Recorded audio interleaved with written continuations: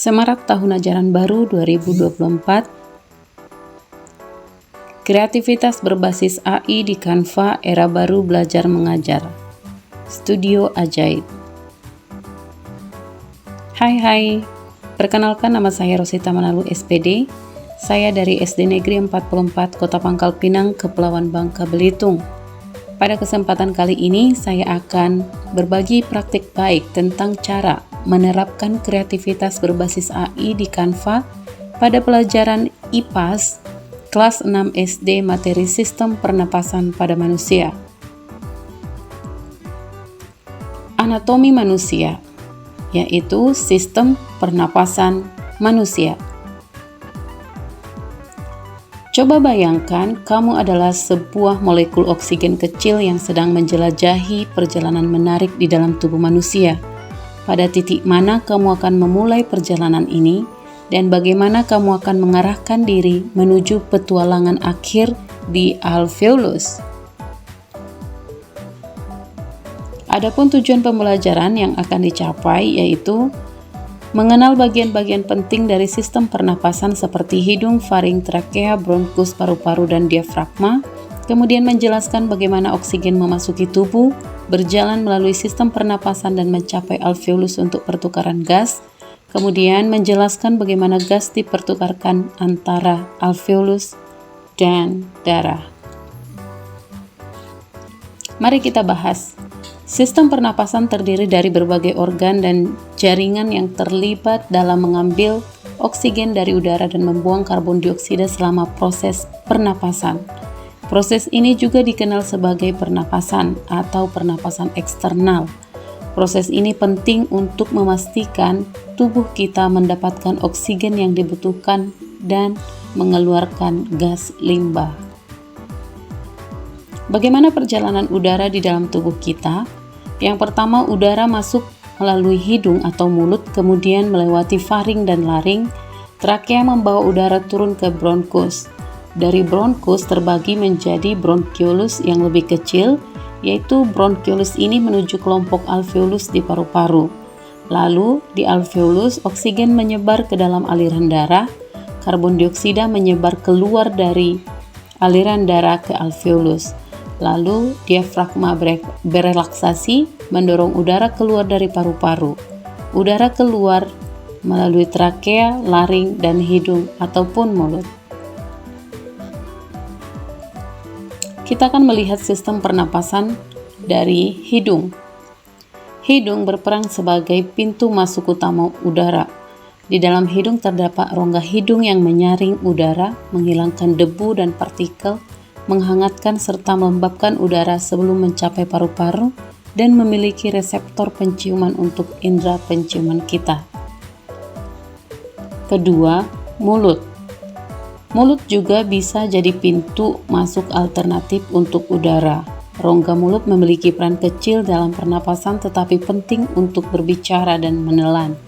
Ketika hidung tersumbat, bernapas melalui mulut juga bisa sangat membantu. Ketiga adalah tenggorokan atau faring. Faring menghubungkan rongga hidung dan mulut dengan trakea. Fungsi faring adalah sebagai jalur umum untuk udara dan makanan.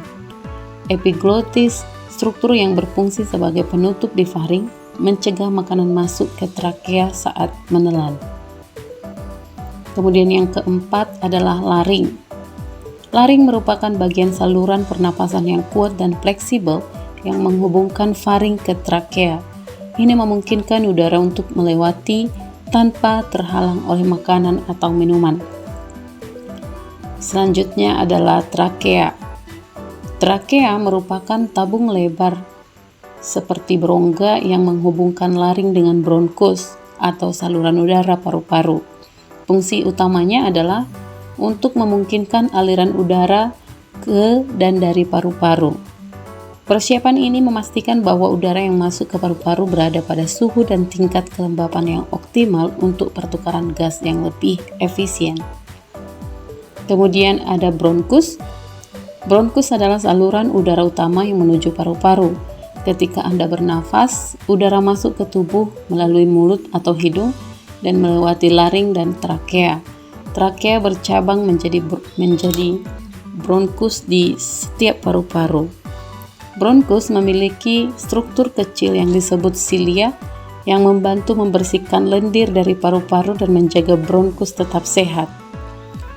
Kemudian selanjutnya adalah bronkiolus. Bronkiolus ini merupakan saluran udara kecil yang bercabang di dalam paru-paru. Fungsinya sebagai saluran udara yang menghubungkan bronkus yang lebih besar ke alveolus.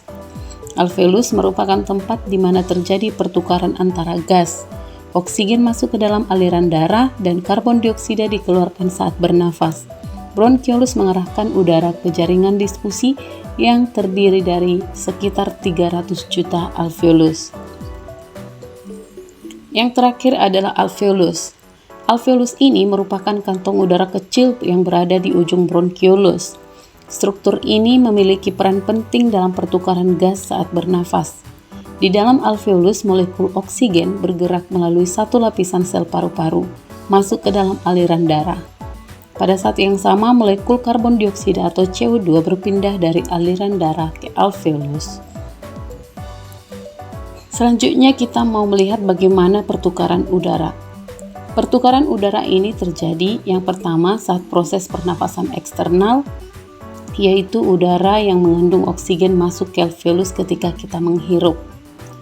Kemudian yang kedua, molekul oksigen bergerak melalui dinding tipis alveolar ke dalam aliran darah di mana mereka bergabung dengan hemoglobin dan sel darah merah. Yang ketiga, saat yang sama karbon dioksida yang dihasilkan oleh metabolisme sel berdifusi dari darah ke alveolus.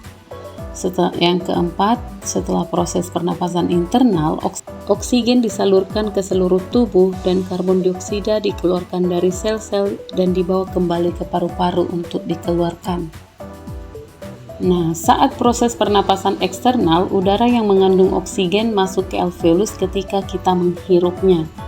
Lalu molekul oksigen bergerak melalui dinding tipis alveolus ke dalam aliran darah, di mana mereka bergabung dengan hemoglobin dan sel darah merah.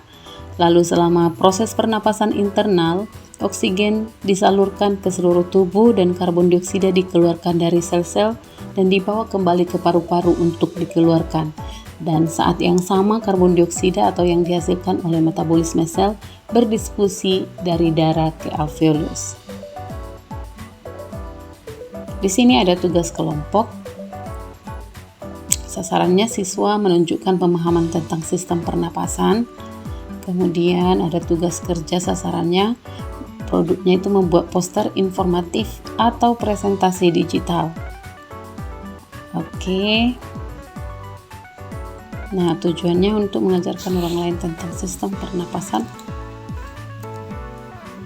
Nah, berikut adalah rubrik penilaian yang bisa digunakan.